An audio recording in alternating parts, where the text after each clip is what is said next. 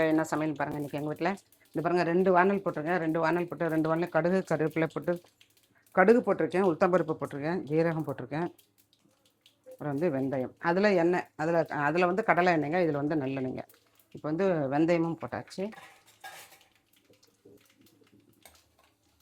வெந்தயம் பொரிஞ்சதுக்கப்புறம் எல்லாம் பொரிஞ்சிச்சு, கலர் செஞ்சாச்சு. இதில் பார்த்தீங்கன்னா கடுகு போட்டுக்க, உளுத்தம்பருப்பு எல்லாம் போட்டு, ஜீரகம் உளுத்தம்பருப்பு எல்லாம் போட்டாச்சு. இப்போ பரங்கிக்காய், கருவேப்பிலை, பச்சை மிளகா 3 ஒன்றா போடுறோம் பாருங்க.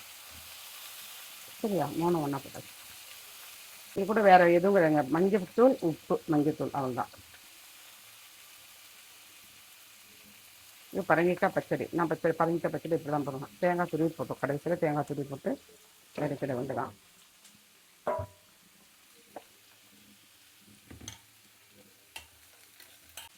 இதுக்கு வந்து மஞ்சள்தூள் போட்டுக்கணும். மஞ்சள்தூள் போட்டுக்கிற எடுத்து கொஞ்சமாக மஞ்சள்தூள். இது வேலை முடிஞ்சது.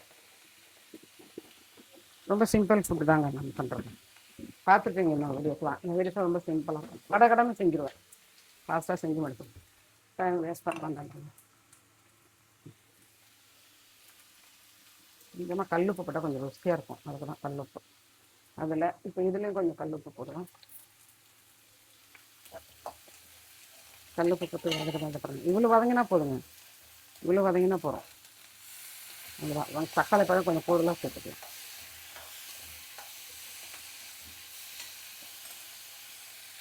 இந்த வதங்கட்டும். காமிக்கிறேன்.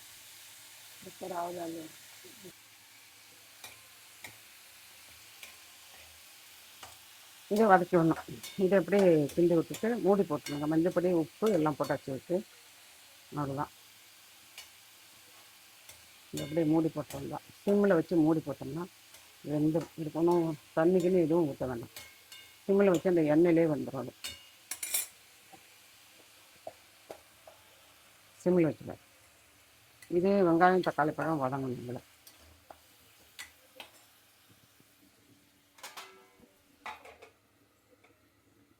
இன்னும் பூண்டு ஊற்றி போட மறந்துட்டேன். பூண்டு போடல. அதில் பூண்டு சேர்த்துக்கலாம் வேணும்னா, இல்லைனாலும் விட்டுடலாம். பூண்டு உரிக்கணும். பூண்டு உரிச்சிட்டு வரேன். பூண்டு அப்படி படிப்படியாக ஒரு பூண்டாக உரிச்சிக்கலாம். தோலை கூட அப்படியே கொண்டையும் வாழையும் கட் பண்ணிவிட்டு அப்படியே கூட போடலாம்.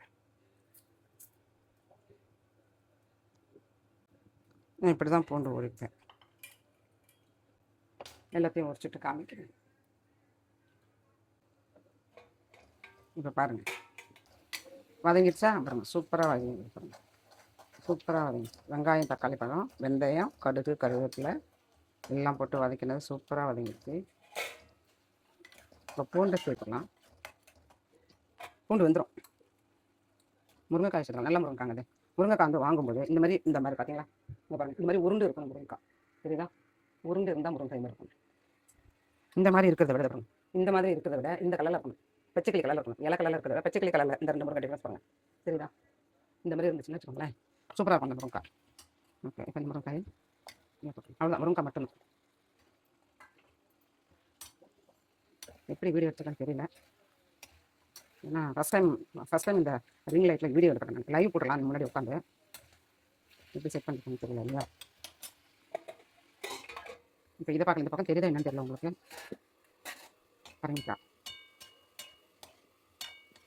பரங்கிக்காயில் வேறு ஒன்று கொஞ்சமாக, ஏன்னா பரங்கிக்காய் வந்து கேஸுங்க. பரங்கிக்காய் சாப்பிடலாம், உடம்புக்கு நல்லது. பரங்கிக்காயை அரைச்சி ஜூஸாகவே குடிக்கலாங்க. பரங்கிக்காய் அரைச்சி ஜூஸாகவே சாப்பிடலாம், ரொம்ப நல்லா இருக்கும். உடம்புக்கு நல்லது, டைஜஸ்ட் ஆகும் ஈஸியாக. ஆனால் சிலருக்கு பிடிக்காது பரங்கிக்காய். எங்கள் வீட்டில் எல்லாருக்கும் பிடிக்கும், நல்லா சாப்பிடும். இப்போ இது சும்மா ஒரு பறிச்சுட்டு அவ்வளோதாங்க.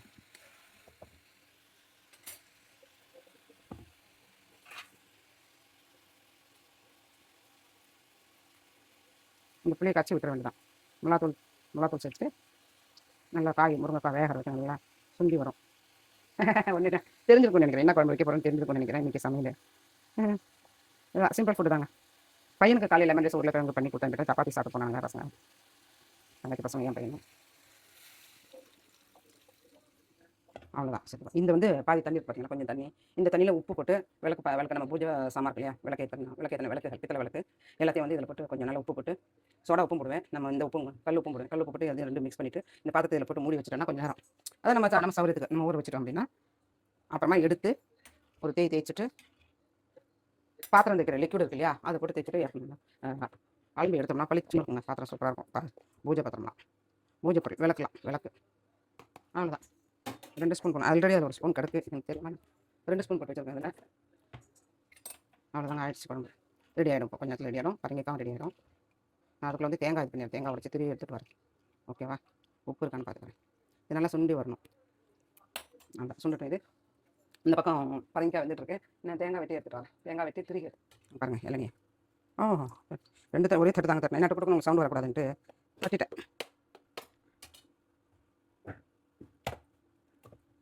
அவ்வளோதான். இதை அப்படியே திருக வேண்டியதாங்க. திருகி கொண்டுட்டு வந்து பார்த்தோம். பாருங்க, குழம்பும் கொதிக்க ஆரம்பித்து விட்டுது. சூப்பர், நல்லா இருக்கு. ரொம்ப டேஸ்ட் நல்லா. உப்பு காரம் தேங்காய் பாருங்க, தேங்காய் அரைச்சிட்டோம். கொஞ்சமாக பட்டாச்சு. இதுலேயும் கொஞ்சம் அரைச்சி விட்டுருக்கேன். அவ்வளோதான், இந்த வேலை முடிஞ்சது. இங்கே தேங்காய் வச்சுருக்கேன் தெரியுதோ, இங்கே பாருங்கள். இளநி பையன் வெட்டி கொடுத்தான். இளநி எவ்வளோ பெரிய இளநி பாருங்கள். எங்கள் வீட்டு இளநிங்க இதை கொண்டு வந்து ஒரு 7-8 கொண்டு வந்தார் இவர் சனிக்கிழமை அன்னைக்கு. எல்லாம் ஆளுக்கு ஒரு 2 கொடுத்தோம். நாங்கள் எங்கள் வீட்டில் நான் 5 பேர் வச்சு சாப்பிட்டோம். இல்லை ஒரு நிறைய தெரியல, ஒரு 8 10 12 தெரியல, நான் கவனிக்கல. இவர் தான் கொடுத்தாரு. ஃப்ரெண்ட்ஸுக்கெல்லாம் கொடுத்தாரு. அப்பார்ட்மெண்ட் இருக்கவங்களுக்கு மாங்காய் கொடுத்தாரு, வாழைக்காய் கொடுத்தாரு. வாழைக்காய் எடுத்துகிட்டு வந்தோம்.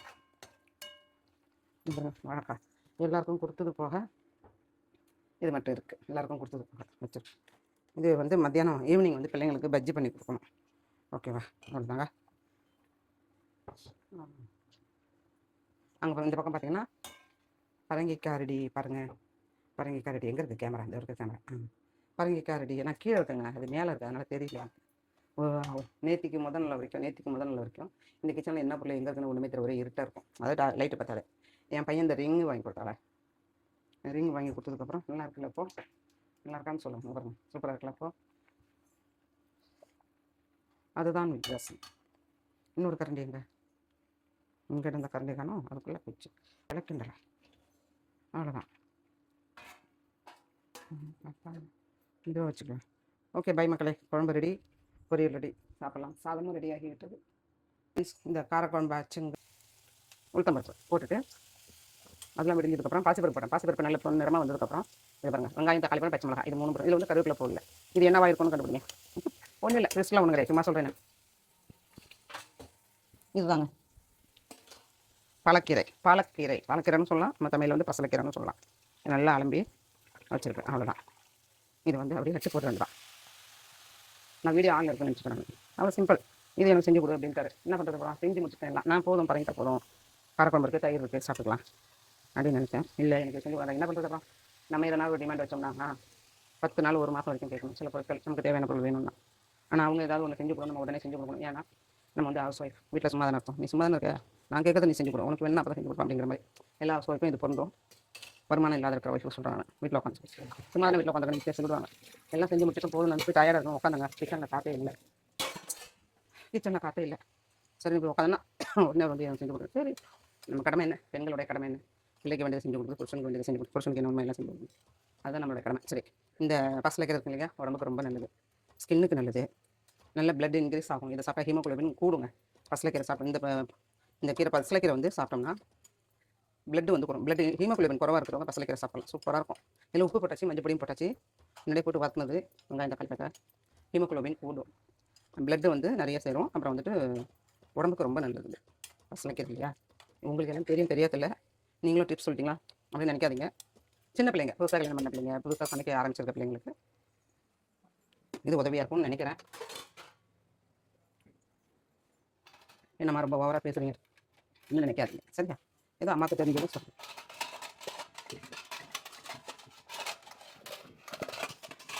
அம்மாவுக்கு தெரிஞ்சதை உங்களுக்கு சொல்கிறேன், சரிண்ணா, ஏற்றுக்கோங்க. கீரை ரெடி, பசலைக்கீரை ரெடிங்க, அவ்வளோதான். இது அப்படியே போட்டு சாதத்தில் போட்டு பிசைஞ்சு சாப்பிட வேண்டியது. சாப்பிடலாம். அவருக்கு வந்து ஹீமோகுளோபின் குறைவாக இருக்குன்னு அன்றைக்கி சனிக்கிழமைக்கு செக்கப் பண்ணார் ஹாஸ்பிட்டலுக்கு. அப்போ போகும்போது அவங்க சொல்லியிருக்காங்க ஹீமோகுளோபின் குறைவாக இருக்குன்னு. வாரத்தில் 2 நாளாவது கண்டிப்பாக 3 நாளாவது 4 நாளாவது அப்படி நான் டெய்லி கூட சாப்பிடலாம் கொஞ்சம் கொஞ்சமாக. ஒரு நாளைக்கு ஒரு கீரை, ஒரு நாளைக்கு பசலைக்கீரை, முருங்கைக்கீரை, சிறுகீரை, எல்லா கீரையுமே எந்த கீரை கிடைச்சாலும் சாப்பிடலாங்க, ரொம்ப நல்லதுங்க. எல்லா கீரை வகைகள் உடம்புக்கு கேடே கிடையாது. உடம்புக்கு நன்மைகளை செய்யும் கீரை வகைகள், அவ்வளவு நல்லது. வெந்தயக்கீரை கூட ரொம்ப நல்லது. வெந்தயக்கீரை தேப்பிலலாம் செய்யலாம், அசைவம் தேப்பிலலாம். அதாவது மசாலா சப்பாத்தி செய்யலாம். வெந்தயக்கீரை இந்த முளைக்கீரை இந்த தண்டிக்கீரை எல்லா கீரையும் நான் செய்வேங்க. எல்லா கீரையும் இந்த மாதிரி. ஆனால் வாரத்தில் 4 நாளாவது கீரை இருக்கணும். உடம்புக்கு அவ்வளோ நல்லது. பெண்களாகட்டும் ஆண்களாகட்டும் பிள்ளைங்களாகட்டும் எல்லாருக்குமே ரொம்ப ரொம்ப நல்லது. நீங்களும் இந்த மாதிரி கீரை செய்து சாப்பிடுங்க. இந்த வீடியோ பிடிச்சிருந்தா லைக் பண்ணுங்கள், கமெண்ட்ஸ் பண்ணுங்கள், சப்ஸ்கிரைப் பண்ணுங்கள், உங்கள் ஃப்ரெண்ட்ஸ்லாம் ஷேர் பண்ணுங்கள். அம்மாவுக்கு சப்போர்ட் பண்ணுங்கள் பிள்ளைங்களா. பாய். தேங்க்யூ.